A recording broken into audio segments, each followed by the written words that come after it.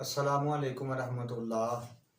दुरूद पाक नबी सल्लल्लाहु अलैहि वसल्लम पर अल्लाहुम्मा सल्ली अला सय्यदिना मुहम्मदिन व अला आलि सय्यदिना मुहम्मदिन बिअददि कुल्ली ज़र्रतिन अल्फ़ा अल्फ़ मर्रतिन। आज मैं कब्ज़ के हवाले से मेरा ये दूसरी वीडियो है मेरी। इससे पहले मैं एक वीडियो बयान की है जिसमें नाजुक तबा अफराद की जो कब्ज़ है दूर करने के बारे में मैं वीडियो थी, और आज मेरी अगली वीडियो है। ये ज़्यादातर उन लोगों के लिए है जिनके अंदर खुश्की बहुत ज़्यादा पाई जाती हो। ये 30 साल 40 साल 50 60 70 तक भी ये मरीज़ होते हैं जिनके अंदर खुश्की की इंतहा होती है। वो खुश्क अज्जा और खुश्क चीज़ें, खुश्क खुराक इस्तेमाल करते हैं और चिकनाई वाली चीज़ें इस्तेमाल नहीं करते, और मुलय्यन चीज़ें जो होती हैं जिनसे मुलायमियत जिस्म में पैदा हो, जैसे देसी घी हो गया, रोगन बादाम हो गया, रोगन ज़ैतून हो गया, अंजीर हो गई, फ्रूट वगैरह हो गया, ये इस तरह की चीज़ें इस्तेमाल नहीं करते। ब्रायलर मुर्गी जो है वो इस्तेमाल ज़्यादा करते हैं, और फिर फास्ट फूड ज़्यादा इस्तेमाल करते हैं। तो आलू वगैरह बैंगन वगैरह कसरत से इस्तेमाल करते हैं, तो उनके वजूद में खुश्की बहुत ज़्यादा हो जाती है। तो उनको खुश्की की वजह से फिर कब्ज़ होती है, और ये कब्ज़ जो है इसके साथ वजूद के अंदर रिया गैस बहुत ज़्यादा बनती है, और फिर नफ़ा शिकम होता है। पेट में गैस बनने की वजह से पेट में उफारा हो जाता है, पेट फूला फूला सा महसूस होता है।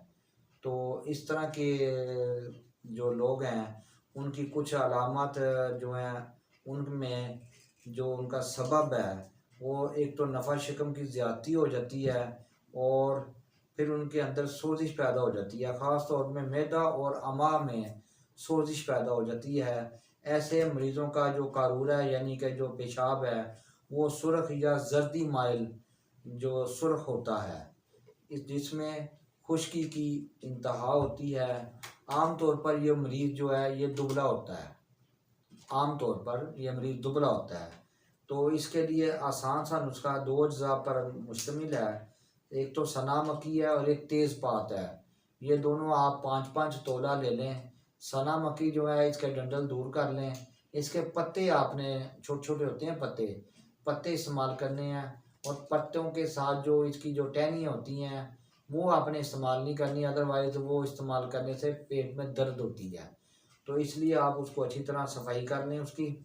तो साथ तेज़पात इस्तेमाल करना, दोनों बराबर वज़न लेना है, उनका फ़ाइन पाउडर आपने कर लेना है, और इसको एयर टाइट महफूज कर लें। इसकी 2 रत्ती से लेके 2 माशा तक इसकी खुराक है।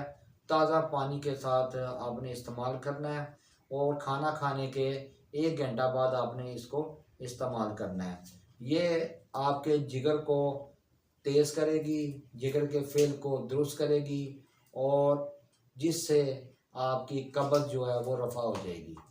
तो इसके साथ कोई ना कोई आपने जो है रात को सोते वक़्त जो है रोगन ज़ैतून दूध में डालकर इस्तेमाल कर लें, तो उसका बेहतरीन फ़ायदा आपको होगा।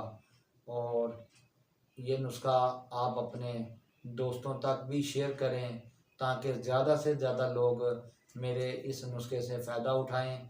मैं ये नुस्खा जात जो कि इंतहाई तजर्बे के बाद मैं आपको पेश कर रहा हूँ, ये अपनी आखिरत के लिए ये मैं ज़ख़ीरा कर रहा हूँ ताकि मेरे इन नुस्खा जात से ज़्यादा लोग फ़ायदा उठा सकें।